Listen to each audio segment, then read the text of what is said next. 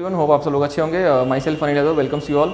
स्वागत है आप लोगों का एक बार फिर से। तो दोस्तों, जैसा कि आपने देखा था कि हम लोगों ने एसआई के बारे में डिस्कस किया था कि एसआई की क्या कट ऑफ जा सकती है यूपीएसआई 2021 की। तो मैंने आपको सब कुछ कैलकुलेट करके बताया था कि अराउंड 120 से नीचे पे फाइनल सिलेक्शन बहुत ज़्यादा डिफिकल्ट है, क्योंकि उसमें जो भी बहुत सारी धांधली और बहुत सारी चीज़ें निकल के आई थी और बहुत सारे मार्कशीट था, उसके बेसिस पे हमने कहा था कि ये कट ऑफ जाएगा। तो ऐसे ही अभी आपके पास लेखपाल का एग्ज़ाम आने वाला है, तो इसके ऊपर बहुत सारे लोगों की उम्मीदें टिकी हुई हैं और प्लस पेट का भी एग्ज़ाम होने वाला है। तो अब देखते हैं ना कि इसके ऊपर क्या एक्सपेक्टेड कट ऑफ जा सकती है और इसका रिजल्ट कब तक एक्सपेक्टेड है। देखो दोस्तों, इसका रिजल्ट बहुत जल्दी आ सकता है। आई होप कि अक्टूबर 15 से पहले आ जाना चाहिए, लेकिन अगर अक्टूबर 10 या 15 तक नहीं आ सकता है तो ये फिर अक्टूबर के बाद आएगा, क्योंकि अक्टूबर में फिर फेस्टिव सीजन आ जाएगा और फिर वो अक्टूबर के बाद ही होगा। और अगर पेट हो जाता है तो अच्छा है, अगर नहीं तो फिर पेट टलता है तो आपको नवंबर में जाएगा। पेट के भी होने के चांसेस थोड़े से कम है, क्योंकि प्रॉब्लम है। बट आप ये मान के चलिए कि अगर आपके पास एग्ज़ाम होता है तो आप लास्ट 20 डेज़ में कैसे पढ़ेंगे। और बहुत सारा हवा चल रहा है यूट्यूब पे कि नहीं आपको 95 मार्क्स लाना है, 90 मार्क्स लाना है, बट वो प्रैक्टिकली फिजिबल नहीं है। तो अगर आप कहीं वर्क करते हैं या कहीं जॉब करते हैं या कम टाइम दे पाते हैं, या फिर आपकी अच्छी प्रिपरेशन नहीं है, या फिर आप ऐसे बैकग्राउंड से हैं जहाँ पे आपको या तो आपकी हिंदी वीक है या फिर आपकी मैथ्स वीक है, सब कुछ आपका अच्छा नहीं है, तो फिर आप एक जेन्युइन स्कोर आपके लिए क्या हो सकता है और उसके लिए क्या करना चाहिए, इस पर हम लोग बात करेंगे। तो देखो, जहाँ तक लेखपाल के कट ऑफ की बात है, तो आज के बाद आप एक चीज़ हमेशा नोट करके रखें। आप कहीं भी कट ऑफ देखें, कुछ भी देखें, यूपी की कोई वैकेंसी आया है ना, यूपी SSC की कोई वैकेंसी हो, अगर उसका पीटी आ रहा है तो 70%, कितना 70%। अगर आप 70% मार्क्स नहीं लाते हैं तो बहुत मुश्किल है कि आप मेंस के लिए क्वालिफाई करेंगे, चाहे वो पोस्ट कितने भी हो।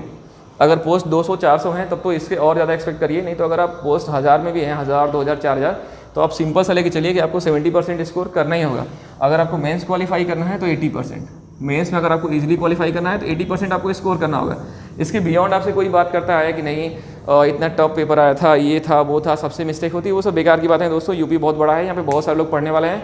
आप खुद देख सकते हैं, इतना सारा कंपटीशन के लोग, सब हुजूम पड़ा हुआ है यहाँ से वहाँ तक। और दूसरी सबसे बड़ी प्रॉब्लम है कि ये सब लोग क्यों पड़े हुए हैं, क्योंकि कोई वैकेंसी अच्छे से क्लियर नहीं हो रही है।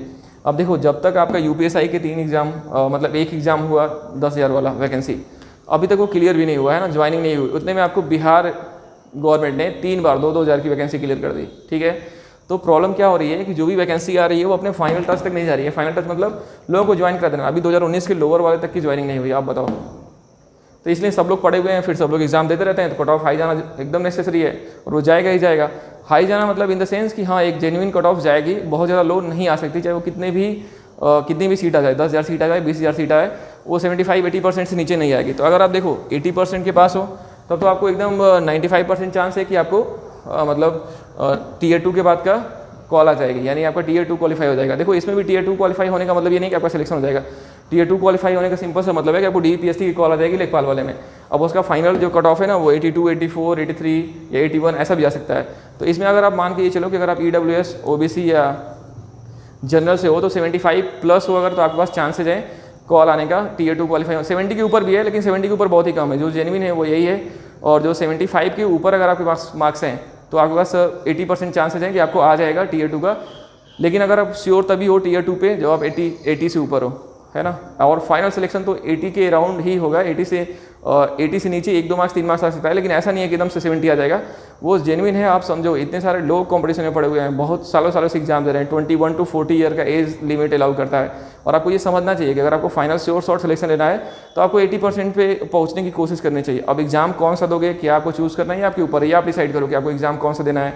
आपको हिंदी अच्छे से आती है, या फिर रीजनिंग आती है, इंग्लिश भी आती है कि नहीं आती है सॉरी, ये आप डिसाइड करो। लेकिन आपको 75 to 80% लेके जाना होगा। 75 to 80% अगर आप लेके नहीं जाते हो तो आप बार बार बस इसकी कट ऑफ की वीडियो, उसकी कट ऑफ की वीडियो देखोगे, अपना टाइम वेस्ट करोगे और जेन्युइनली कुछ होगा नहीं।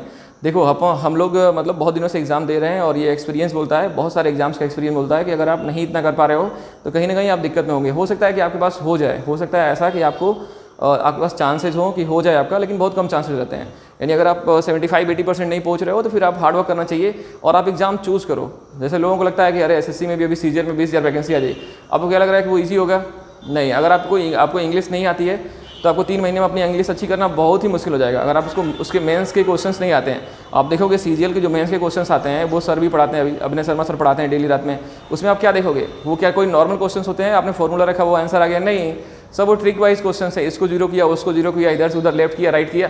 तो अगर आप उसको जेन्युइन प्रैक्टिस नहीं है तो आप उसे 1 मिनट में कैसे सॉल्व करोगे?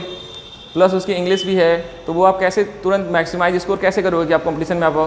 तो जेनुइनली बहुत टफ है। तो इसका एक सिंपल सा सोल्यूशन है कि आप जिस डोमेन में काम कर सकते हैं, यानी जो चीज़ आप जो फील्ड आपको कंफर्टेबल लगती है, आपको हिंदी, मैथ्स और रीजनिंग और जीएस, अगर ये वाला सेगमेंट अच्छा लगता है तो आप इसी को चूज़ कर लो, इंग्लिश का साइड कर दो, है ना। 1 या 1.5 साल 2 साल में आपका कहीं ना कहीं फाइनल सिलेक्शन हो जाएगा और आप परेशान भी नहीं रहोगे, जेनुइनली आराम से पेपर देते रहोगे। अगर आपको इंग्लिश वाला सेगमेंट ठीक लगता है तो फिर आप इंग्लिश में जाओ।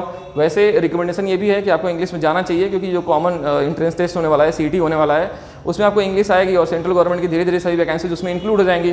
तो आप अगर नहीं देते हो तो उसकी प्रैक्टिस करनी चाहिए, ठीक है। अब अगला हम लोग बात करते हैं UPSSC पेट का जो है गुड और सफिशिएंट स्कोर क्या होगा। डेली लाइव क्लासेज ये वो चल रही है, 90 मार्क्स लाओ, ये वो लाओ। देखो दोस्तों, अगर आप बहुत ज़्यादा एक्सलेंट ब्रिलियंट स्टूडेंट नहीं रहे हो अपनी लाइफ में, हमेशा आपने एवरेज पढ़ाई की है ऐसे वैसे करके, तो जेन्युइन सी बात है 90% लाना बहुत डिफिकल्ट है। तो आपको किस स्कोर के बारे में सोचना चाहिए? 80 के स्कोर के बारे में सोचना चाहिए। और 80 स्कोर में अभी आपको पेट का भी एक्सपीरियंस है। देखो एक चीज़ मैं बताता हूँ, जितने इसके जीएस के क्वेश्चन आए थे, प्रीवियस वाला जो एग्ज़ाम हुआ था, जो इसके जीएस के क्वेश्चन आए थे वो 95% रिपीटेड क्वेश्चन थे, है ना। और किसके रिपीटेड क्वेश्चन? UPSSC के, यानी UPSSC के ही किसी न किसी प्रीवियस एग्जाम में वही क्वेश्चन पूछे गए हैं, ठीक है। तो अभी क्या होता है ना कि हम पहले सोचते हैं कि यार बहुत ही अच्छा परफॉर्म करो, ये भी पढ़ो वो भी पढ़ो, उसके चक्कर में लेके सब कुछ बैठ जाते हैं और फाइनली हम ढंग से कुछ भी नहीं पढ़ पाते हैं। तो आपको ये काम करना चाहिए कि बेसिक फर्स्ट ईयर का एग्जाम होगा, मतलब Tier 1 है, तो इसमें बहुत टफ नहीं आएगा। तो आपको जो भी पढ़ो एकदम, मतलब जो बेसिक चीज़ें हैं, जैसे अगर आप मॉडर्न यूनिवर्सिटी पढ़ रहे हो तो सब क्रोनोलॉजी याद करो। क्विट इंडिया मूवमेंट कब हुआ था, क्रिस मिशन कब हुआ था, बंगाल पार्टीशन कब हुआ था, किस समय का कौन सा वायसरॉय था, कौन से गवर्नर जनरल ने कौन से बहुत सारे अच्छे डिसीजंस लिए, है ना, कोई ऐसा इंसिडेंट हुआ था किसी के गवर्नर जनरल के पीरियड में। ये सब चीज़ें आप मेमोराइज करो, जो चीज़ें इंपॉर्टेंट है, जो बार बार रिपीटेड पूछी गई हैं, है ना। बहुत ज़्यादा डीप में जाने की आप कोशिश नहीं करें। ऐसे ही ज्योग्राफी में भी और पॉलिटी में भी आपके पास आर्टिकल्स हो गए, अमेंडमेंट्स हो गए, रिसेंटली किसी आर्टिकल के ऊपर कोई डिस्कशन हुआ है, या फिर किसी प्रेसिडेंट या फिर गवर्नर के पोस्ट के ऊपर कोई डिस्कशन हुआ है, तो उससे रिलेटेड आर्टिकल इंपॉर्टेंट है। तो बस आपको इतना ही पढ़ना है। अगर आप बहुत डिटेल में जाने की कोशिश की है तो साइंस है, कंप्यूटर है, इन्वायरमेंट है, बहुत सारी चीज़ें हैं पेट के सिलेबस में। तो फिर आप क्या होगा ना कि जेन्युइनली आपसे कवर कुछ भी नहीं होगा। तो किसी सेगमेंट का बहुत बेसिक क्वेश्चन आएगा ना, वो भी आप मिस्टेक करोगे, तो वो नहीं करना है आपको। तो आप क्या करें कि UPSSC previous year solve paper ले लें, चाहे वो किसी भी एग्जाम में आया हो, चाहे वो जूनियर असिस्टेंट का हो, है ना, बोरिंग वाला था या फिर टेक्नीशियन वाला था, कोई भी एग्ज़ाम हुआ हो, मंडी परिषद वाला था, और लोअर के जो भी एग्जाम्स हुए हैं, इसके आप प्रीलिम्स के जितने भी क्वेश्चंस आए हुए हैं उनको लो और एक बार अब बना जाओ, तो आपको एक आइडिया लग जाएगी। हाँ, इसमें बताओ उत्तर प्रदेश स्पेशल भी है, तो बताओ इतना सारा सिलेबस है, तो क्या आप बहुत ज़्यादा डीप में ब्रॉड में पढ़ सकते हो क्या? नहीं, उसमें फिर करंट अफेयर भी है, तो आप उतना ही पढ़ें, प्रिसाइज पढ़ें, जेन्युइन पढ़ें। मैथ्स है, रीजनिंग है, इंग्लिश है, इतनी सारी चीज़ों को मिला के 100 मार्क्स बनेगा।